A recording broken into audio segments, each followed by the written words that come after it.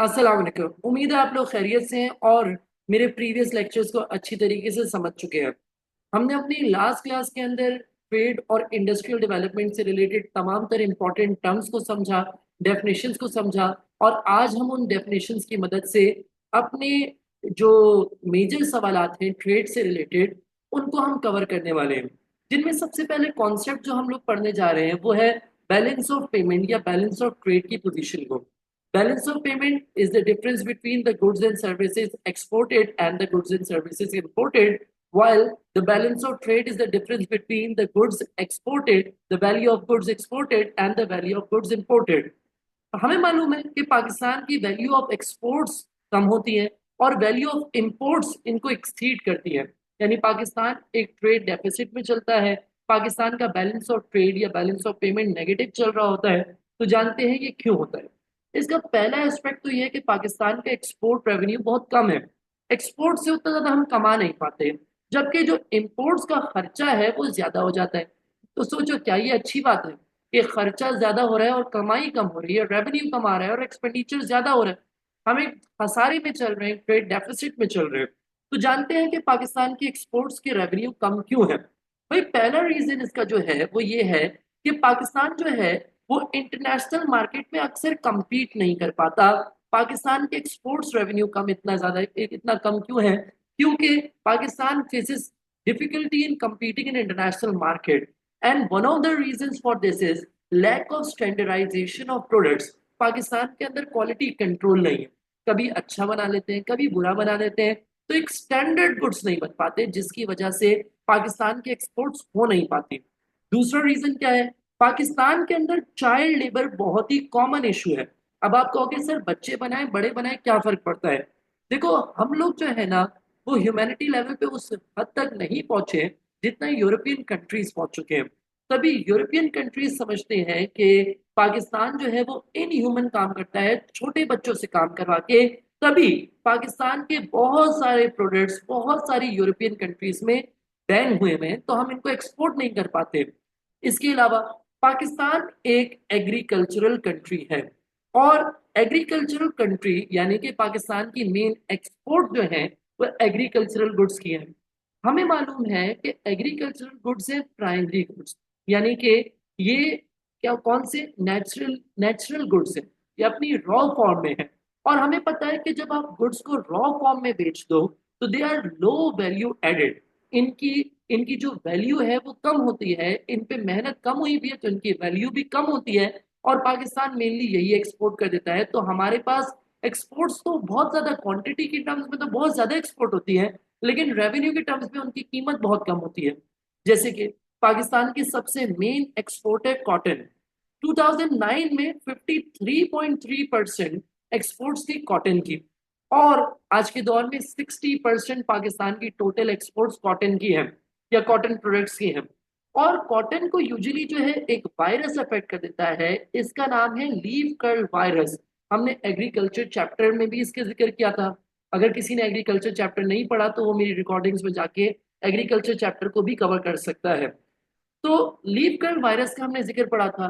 ये अक्सर cotton crops को डैमेज कर देता है और पाकिस्तान अपने एक्सपोर्ट्स के ऑर्डर्स मीट नहीं कर पाता। This is one of the reasons Pakistan has a low export revenue. तो ये कुछ रीजंस हमने तो पढ़ लिए कि पाकिस्तान का एक्सपोर्ट रेवेन्यू इतना कम क्यों है। अब हम लोग जानने वाले हैं और पढ़ने वाले हैं कि पाकिस्तान का इंपोर्ट एक्सपेंडिचर इतना ज्यादा क्यों है। भाई, पाकिस्तान का इंपोर्ट एक्सपेंडिचर इसलिए इतना ज्यादा है क्योंकि पाकिस्तान एक कंजम्पशन ओरिएंटेड कंट्री है। मैंने लास्ट क्लास में जब डेफिनेशंस आपको कवर करवाई थी तो I told you what is the meaning of consumption oriented country. A country that focuses a lot on the imports of consumer goods. अब consumer goods क्या है? Consumer goods are bought for personal use. तो Pakistan instead of importing capital goods, Pakistan मशीनें खरीदने के बजाय let suppose shirt बनाने की मशीन खरीदने के बजाय हमेशा शर्ट्स ही खरीदता रहेगा। तो पाकिस्तान हमेशा हैविली डिपेंडेंट रहेगा इंपोर्ट्स के ऊपर, और ऐसी कंट्री को हम कहते हैं consumption oriented country which mainly imports consumer goods. ठीक है जी। तो ये हमारा पहला पॉइंट हो गया, why Pakistan has high import expenditure. दूसरा रीजन, पाकिस्तान की एक मेजर इंपोर्ट है ऑयल की। और आपको पता है कि ऑयल की दुनिया भर में डिमांड बढ़ रही है और दुनिया भर में ऑयल की प्राइसेस राइज हो रही हैं, तभी पाकिस्तान का इंपोर्ट एक्सपेंडिचर भी राइज हो रहा है। इसके अलावा number 3 point, Pakistan, despite being an agricultural country, it has to import wheat and other food items. अब आप पूछोगे कि सर जब पाकिस्तान अपना एग्रीकल्चर कर रहा है तो पाकिस्तान को इंपोर्ट ऑफ फूड क्यों करना पड़ रहा है? क्योंकि पाकिस्तान की आबादी अपनी प्रोडक्शन के मुकाबले में भी ज्यादा है। पाकिस्तान की आबादी हर साल 1.6% यानी 1.6% पर एनम से इंक्रीज हो जाती है, जिसकी वजह से पाकिस्तान की इंपोर्ट्स बढ़ जाती हैं और वीट जैसे या बेसिक फूड आइटम्स भी पाकिस्तान को इंपोर्ट्स करने पड़ लेते हैं। अच्छा, इसके अलावा पाकिस्तान रॉ मटेरियल्स इंपोर्ट करता है। Pakistan is in the process of industrialization, industries Pakistan में बन रही हैं, तो उन इंडस्ट्रीज के लिए अक्सर रॉ मटेरियल नहीं होते, या फिर उन इंडस्ट्रीज को जो मशीन्स जो कैपिटल गुड्स चाहिए वो पाकिस्तान में नहीं होते, तो वो भी हमें इंपोर्ट करने पड़ते हैं। These are some of the reasons of high import expenditure in Pakistan. अब इसके बाद हम पास्ट पेपर्स का एक बड़ा ही इंपॉर्टेंट सवाल करने वाले हैं। देखो, पाकिस्तान के बैलेंस ऑफ पेमेंट को इम्प्रूव करने की तो जरूरत है। क्यों? क्योंकि हमारा खर्चा ज्यादा हो रहा है और हमारी कमाई कम हो रही है, तो वी हैव टू इम्प्रूव और बैलेंस ऑफ पेमेंट पोजीशन, यानी कि हमें एक्सपोर्ट्स बढ़ाने की जरूरत है और इंपोर्ट्स कम करने की जरूरत है। लेकिन यहाँ पर अगर हम लोग दोनों स्टेटमेंट्स को देखें, तो स्टेटमेंट ए में हमसे कह दिया the best way to correct the balance of payment position is to increase exports, and the best way, statement B क्या कह रहा है, the best way to improve या correct the balance of payment is to restrict imports। कह रहा है exports को बढ़ाना बेहतरीन तरीका है या फिर इंपोर्ट्स को कम करना बेहतरीन तरीका है। वैसे तो दोनों से ही बैलेंस ऑफ पेमेंट इंप्रूव हो सकता है, लेकिन हम लोगों को किसी एक को फेवर करना है, तो याद रखिएगा जिसको हम फेवर करेंगे हम उसके पॉजिटिव पॉइंट्स लिखेंगे और जिसको हम फेवर नहीं करेंगे हम उसके नेगेटिव पॉइंट्स को लिख रहे होंगे। फॉर एग्जाम्पल, अगर मैं स्टेटमेंट ए को चूज करता हूं तो मैं स्टेटमेंट ए के ये वाले पॉइंट्स लिख लूंगा। आई विल टेल यू कि किस तरीके से पाकिस्तान अपनी एक्सपोर्ट्स को बढ़ा सकता है। For example, Pakistan export processing zones बना सकता है। What is export processing zone? An export processing zone is a part of the industrial state. अब आप पूछोगे sir what is an industrial state? Industrial state is an area reserve for industries only. वहां में वहां industrial state के अंदर एक ऐसी जगह जिधर सिर्फ एक्सपोर्ट क्वालिटी प्रोडक्शन हो रही हो, उसको हम कहते हैं export processing zones. Government export processing zones बना सकता है और एक्सपोर्टर्स को रिवॉर्ड्स दे सकता है, इंसेंटिव दे सकता है। फॉर एग्जाम्पल क्या है कि जो एक्सपोर्ट क्वालिटी प्रोडक्शन करेगा उसके उससे हम लोग टैक्स कम ले लेंगे, या हम उसको टैक्स फ्री हॉलीडेज दे देंगे, या अगर उसको कोई इंपोर्ट करना है, लेट सपोज अगर किसी एक्सपोर्टर को मशीन इंपोर्ट करनी है तो हम उस पे जो ड्यूटीज हैं जो टैक्सेस हैं वो माफ कर देंगे। तो अगर पाकिस्तान एक्सपोर्ट प्रोसेसिंग जोन्स बनाने में कामयाब हो जाए और ज्यादा एक्सपोर्ट प्रोसेसिंग जोन्स बनेंगे विच विल इंश्योर दैट हम एक स्टैंडर्डाइजेशन गुड्स की फॉलो करें, क्योंकि यहाँ पे क्वालिटी कंट्रोल डिपार्टमेंट्स होते हैं, तो वी विल इंश्योर कि हमारे गुड्स लो स्टैंडर्ड की वजह से या लैक ऑफ स्टैंडर्डाइजेशन की वजह से हमारे प्रोडक्ट्स पे पाबंदियां आयद ना हो। दूसरी बात, Pakistan can make laws to ban child labour because this will help us to remove the ban on the imported exported goods. जो कंट्रीज यूरोप में है खास तौर पे वो हमारे गुड्स के ऊपर पाबंदियां लगा रही हैं क्योंकि हमारे मुल्क में चाइल्ड लेबर हो रहा है, तो हम लोग अपने मुल्क के चाइल्ड लेबर को खत्म करने के लिए काम कर सकते हैं। फिर यहाँ पे एक बड़ा ही अच्छा पॉइंट लिखा हुआ है जिसको मैं डिटेल में जाके आप लोगों को समझा रहा हूँ। पाकिस्तान एक्सपोर्ट करे manufacture goods instead of raw cotton. For example, secondary goods बेचे instead of primary goods. Pakistan manufactured clothes बेचे instead of raw cotton in order to add value to the exported goods. अगर किसी ने वैल्यू एडेड का concept नहीं समझा, इसको नहीं पता, तो वो मेरी प्रीवियस वीडियो को भी देख सकता है, उसमें मैं वैल्यू एडेड की डेफिनेशन के साथ उसके कॉन्सेप्ट को एक्सप्लेन कर रहा हूँ। दोबारा से एक एग्जाम्पल के साथ मैं आपको ये वाली पॉइंट समझाता हूँ कि what is meant by in export of manufacturing goods instead of raw cotton in order to increase the value of exports. देखो भाई, अगर फॉर एग्जाम्पल पाकिस्तान, यहाँ पे मैंने एक एग्जाम्पल ली हुई है, Pakistan primary good raw cotton export कर रहा था, तो पाकिस्तान को जो सेलिंग प्राइस आ रही थी वो लेट सपोज $8 की थी, और इसकी जो कॉस्ट प्राइस आ रही थी वो थी $5 की। तो कॉस्ट ऑफ मटेरियल क्या था? 5 और सेलिंग प्राइस थी 8। तो कोई मुझे कैलकुलेट करके बताएगा कि इसका वैल्यू एडेड क्या आ रहा है? जी हाँ, इसका वैल्यू एडेड आ रहा है $3। ठीक है। लेकिन मैंने रियलाइज किया कि यार अगर मैं इसको प्रोसेस करके बेचूं, लेट सपोज इसका धागा बना के बेचूं, तो मुझे ज्यादा पैसा मिल सकता है। This is a way to add the value to the product. तो मैंने क्या किया, मैंने जब इसका धागा बना के एक्सपोर्ट किया, तो मुझे लेट सपोज इसकी कॉस्ट आने लग गई $15, लेकिन अब इसकी सेलिंग प्राइस हो गई $30। तो अब मेरे पास डिफरेंस कितना आ रहा है? 30 - 15 = 30। तो अब मेरा वैल्यू एडेड क्या हो गया? पहले 3 था, अब 12 से बढ़ के कितना हो गया? 15 हो गया। तो मैंने रियलाइज किया कि अब बेहतर है कि मैं इसकी शर्ट भी खुद ही बना के बेचूं। तो पाकिस्तान ने अपने मैन्युफैक्चरिंग प्लांट लगाए, टेक्सटाइल फैक्ट्रीज लगाई, और मैन्युफैक्चर्ड गुड्स बनाना शुरू कर दिए। अब क्या हुआ, मैंने मैन्युफैक्चर्ड गुड जो है वो जब बनाया तो उसकी कॉस्ट हो गई लेट सपोज $45। लेकिन अब इसकी सेलिंग प्राइस कितनी हो गई? Let suppose $100। तो अब मेरे पास जो डिफरेंस आ रहा है वो कितना आ रहा है? $55 का। कितना डिफरेंस आ रहा है? $55 का। इससे मैंने ये समझा कि at each stage of production value added increase होती है। और तभी मैं कह रहा हूं कि अगर पाकिस्तान को अपनी एक्सपोर्ट्स की वैल्यू बढ़ानी है, तो instead of import exporting raw cotton, Pakistan should manufacture the good and sell manufactured clothes, which will add value to the products and can increase the value of exports of Pakistan. देखो, 6 mark के सवाल के अंदर हमें एक example डालना जरूरी होती है। तो क्या आप किसी एक्सपोर्ट्स के गुड्स की एग्जाम्पल दे सकते हैं जो कि पाकिस्तान में बहुत ज्यादा एक्सपोर्ट होता हो? भाई मेरे पास बहुत सारी एग्जाम्पल्स हैं जो पाकिस्तान की एक्सपोर्ट हो सकती हैं। ठीक है जी। ठीक है, पाकिस्तान के बहुत सारे गुड्स, जैसे कि मैं स्पोर्ट्स गुड्स की एग्जाम्पल दे सकता हूँ, या फिर मैं पाकिस्तान के कॉटन की एग्जाम्पल दे सकता हूँ, cotton which is a main export of Pakistan. तो भाई ये सारी चीजें मुझे वो एग्जाम्पल का भी जो 1 मार्क रिजर्व है वो मुझे हासिल करवा सकती है। I hope that is clear.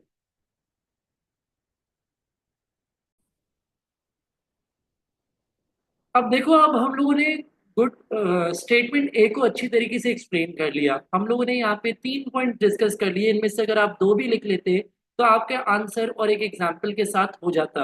भाई एग्जाम्पल हम लोगों ने दी स्पोर्ट्स गुड्स की, एग्जाम्पल हम लोगों ने दी पाकिस्तान के बासमती राइस की जो कि पाकिस्तान के बहुत ज्यादा एक्सपोर्ट्स होते हैं। आप इन सारी चीजों, फुटबॉल की एग्जाम्पल दे सकते हो जो कि फीफा तक में इस्तेमाल हुई। ठीक है जी। अब अगर आपने स्टेटमेंट ए के सपोर्ट में बात कर दी है, तो आपने स्टेटमेंट बी के नेगेटिव्स को डिस्कस करना है। नेगेटिव्स को कैसे डिस्कस करेंगे? भाई आप बताएंगे कि पाकिस्तान इंपोर्ट्स की वैल्यू डिक्रीज नहीं कर पा रहा। आपने नेगेटिव साइड पे बात करनी है। क्यों नहीं कर पा रहा? भाई रीजन हम लोगों ने ऑलरेडी डिस्कस किए थोड़ी देर पहले, कि भाई पाकिस्तान जो है उसकी main import for example oil की है, और ऑयल की डिमांड बढ़ रही है, ऑयल की कीमतें बढ़ रही है, तो पाकिस्तान का इंपोर्ट एक्सपेंडिचर बढ़ रहा है। Pakistan is in the process of industrialization. अब क्या इंडस्ट्रीज नहीं बनाए? भाई कैपिटल गुड्स ना खरीदे, रॉ मटेरियल्स ना खरीदे, ये भी पॉसिबल नहीं है। ये भी कंट्री के लिए नुकसानदेह होगा। इसी तरीके से अगर पाकिस्तान वीट और इंपोर्टेड फूड प्रोडक्ट्स नहीं खरीदता, तो पाकिस्तान अपनी फूड की डिमांड को पूरी नहीं कर पाएगा। तो इस तरीके से आप नेगेटिव साइड लिखेंगे इंपोर्ट एक्सपेंडिचर की, और एक्सपोर्ट्स के हमने पॉजिटिव लिख दिया। अगर आप एक्सपोर्ट्स को नहीं इंपोर्ट्स को चुनते, यानी कि स्टेटमेंट बी को चुनते, तो फिर आप ये बता देते कि पाकिस्तान इंपोर्ट्स को कैसे रोक सकता है। फॉर एग्जाम्पल, वही वाला कॉन्सेप्ट, वैल्यू एडिशन वाला कॉन्सेप्ट यहाँ पर भी अप्लाई होता है, कि जब हम बेच रहे थे तो हम लोग प्राइमरी के बजाय सेकेंडरी गुड्स खरीदे, सॉरी बेचे। और अगर हम लोग खरीद रहे तो फिर हम क्या करें? हम सेकेंडरी के बजाय प्राइमरी गुड्स खरीदें जो कि सस्ते पड़ेंगे। फॉर एग्जाम्पल, रिफाइंड ऑयल जो कि एक सेकेंडरी गुड है, इसकी बजाय हम क्रूड ऑयल खरीदें और प्राइमरी गुड खरीदें, क्योंकि लेस वैल्यू एडेड होगा, लेस एक्सपेंसिव होगा, तो इम्पोर्ट एक्सपेंडिचर कम होगा। दूसरी बात, पाकिस्तान जितने ज्यादा से ज्यादा इंडस्ट्रियल स्टेट्स बनाए, जैसे कि साइट की एग्जांपल दे रहे हैं बेटा, कराची में साइट एक इंडस्ट्रियल स्टेट है। तो जितनी ज्यादा इंडस्ट्रियल स्टेट्स होंगे उतनी ज्यादा अपनी इंडस्ट्रीज होंगी, और अपनी इंडस्ट्रीज लोकल डिमांड को खुद फुलफिल कर लेंगी और इंपोर्ट्स करने की जरूरत नहीं पड़ेगी। अब अगर किसी बच्चे ने इंपोर्ट्स के पॉजिटिव साइड लिखे तो वो एक्सपोर्ट्स के नेगेटिव साइड लिखेगा, जो आपको यहाँ पे मिल जाएंगे, कि भाई पाकिस्तान में चाइल्ड लेबर बहुत ज्यादा है, एक्सपोर्ट्स नहीं बढ़ा सकते पाकिस्तान में, क्वालिटी कंट्रोल नहीं है, लैक ऑफ स्टैंडर्डाइजेशन है, वो मशीनरीज नहीं है, वो लिटरेट वर्कर्स नहीं है, तो आप सब नेगेटिव बातें करेंगे दूसरे स्टेटमेंट की। ठीक है जी। अब इनमें से किसी एक को चूज कर लेंगे, कंक्लूजन आखिर में करते हुए किसी एक को चूज कर लेंगे। लेट सपोज मैंने स्टेटमेंट ए को चुना था, तो मैंने कहा although it is also important to reduce imports to correct balance of payment, I agree with the statement A more. Then I'll give a reason for that. Why I think reducing या increasing exports is a better way to correct the balance of payment position. I hope कि ये पूरा सवाल आप लोग को अच्छी तरीके से समझ आ गया।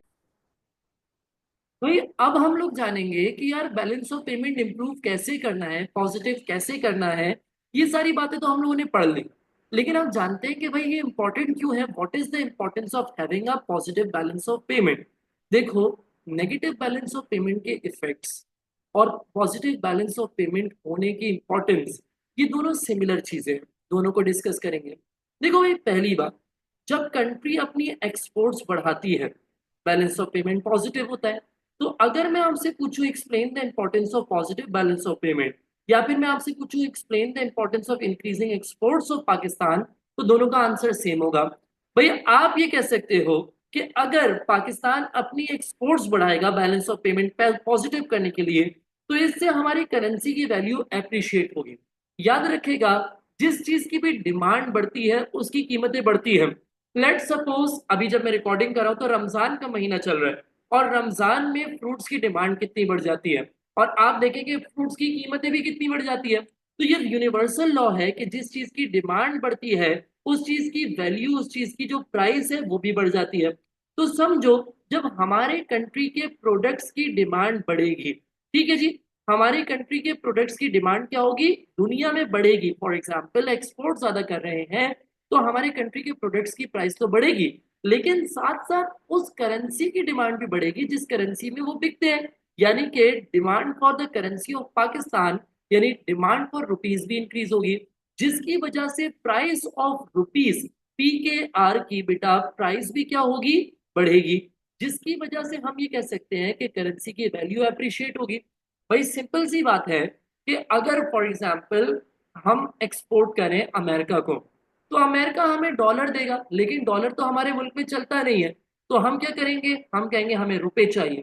तो अमेरिकन जाएंगे और डॉलर डिमांड करेंगे, सॉरी, डॉलर सप्लाई करेंगे बैंक को, और बदले में डिमांड करेंगे कि सर हमें रुपए चाहिए।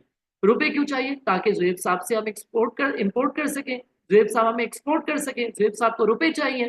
तो इस तरीके से बैंक्स में रुपए की डिमांड बढ़ेगी, तभी रुपए की कीमत बढ़ेगी। अगर इसको शॉर्ट में याद करें, तो देखो, जब भी एक्सपोर्ट्स बढ़ती हैं किसी कंट्री की, तो उसकी कंट्री की करेंसी की वैल्यू क्या होती है, एप्रिशिएट होती है, उसकी करेंसी की वैल्यू बढ़ती है। ठीक है। और अगर किसी कंट्री की इंपोर्ट्स बढ़ती हैं, तो उसकी करेंसी की वैल्यू डेप्रिशिएट होती है, कम होती है। एक्सपोर्ट्स बढ़ने से करेंसी की वैल्यू बढ़ती है, और इंपोर्ट्स बढ़ने से करेंसी की वैल्यू कम होती है।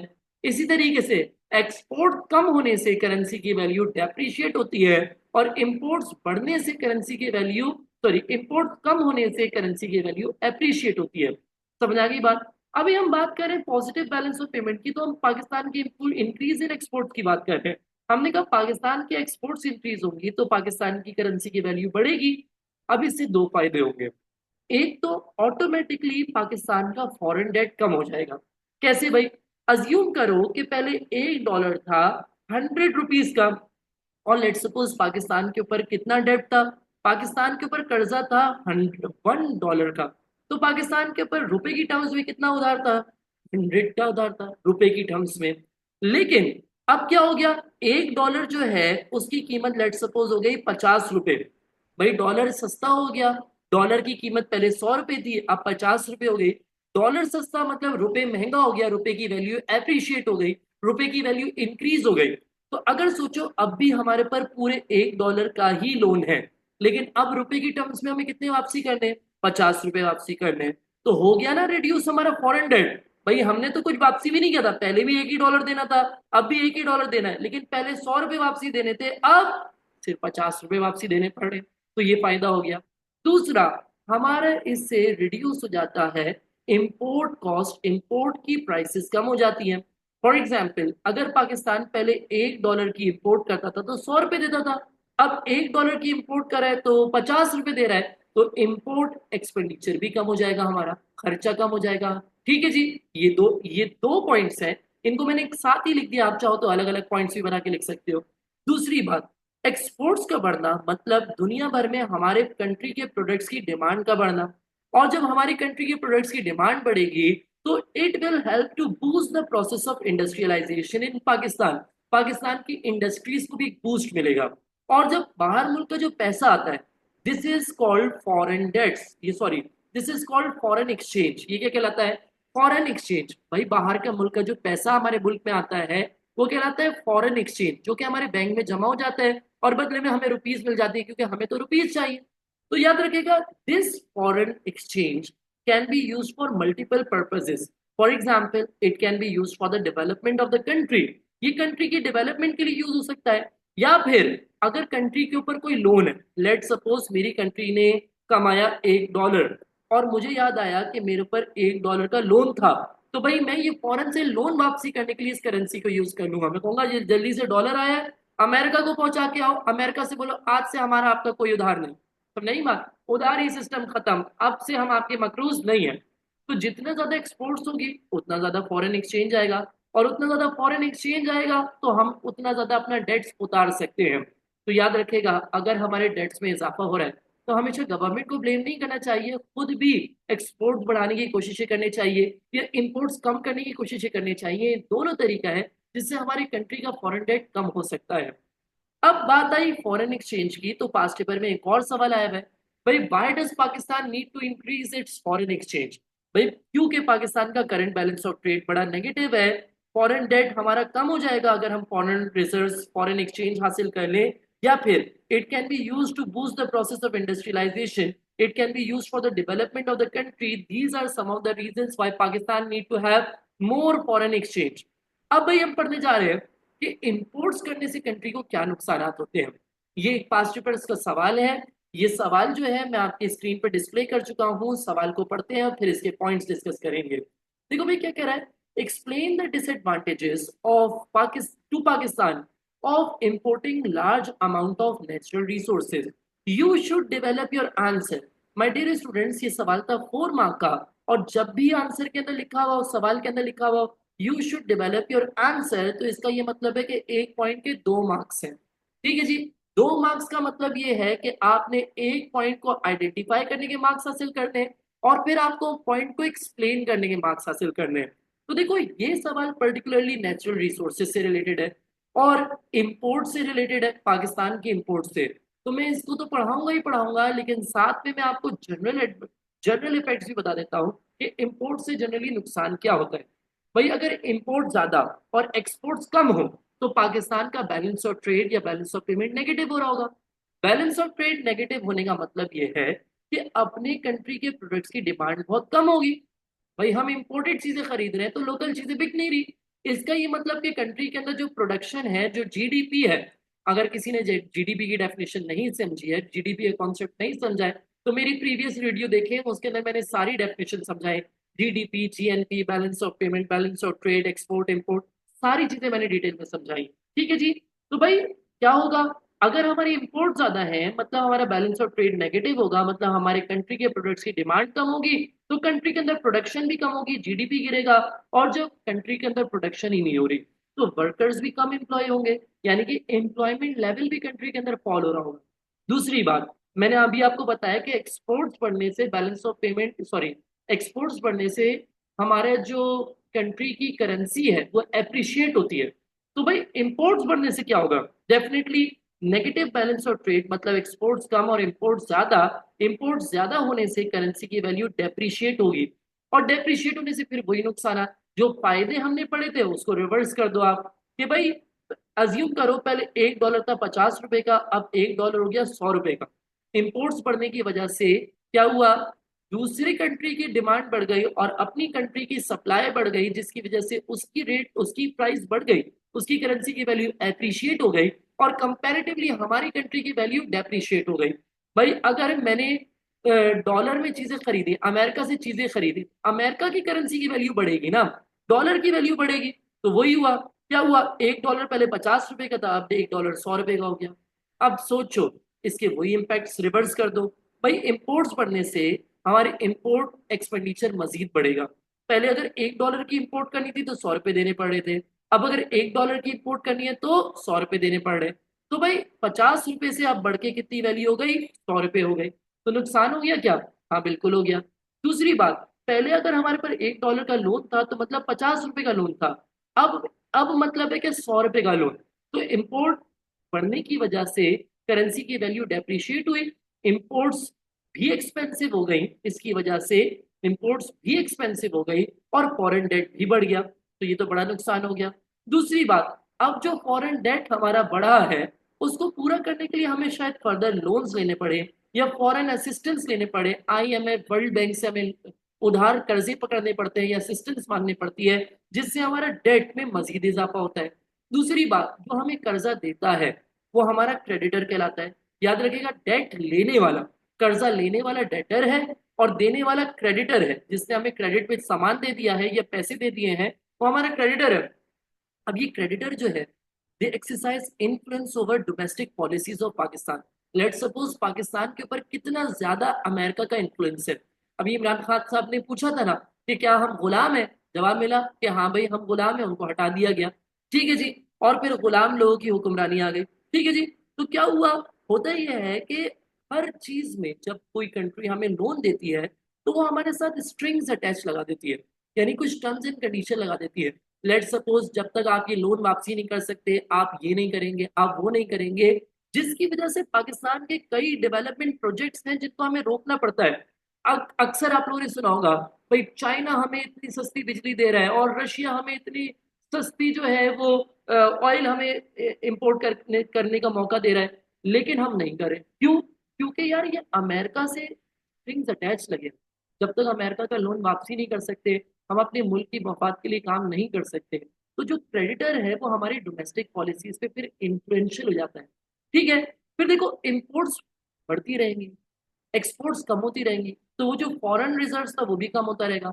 जो पैसा पाकिस्तान के पास डॉलर की फॉर्म में पड़ा हुआ था वो भी कम होता रहेगा।